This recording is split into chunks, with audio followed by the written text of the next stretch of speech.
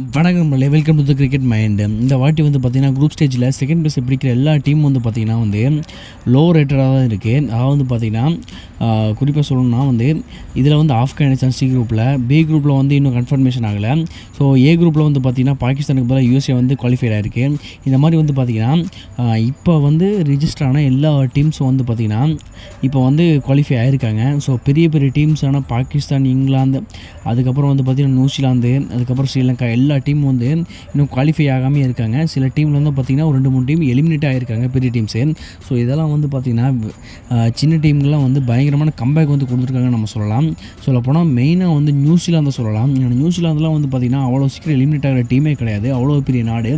ஆனாலும் வந்து பார்த்திங்கன்னா அந்த டீம் வந்து இப்போ வந்து தோற்றுருக்காங்க. சொல்லப்போனால் ஆப்கானிஸ்தான் வந்து அதே டீமில் வந்து வின் பண்ணியிருக்காங்க.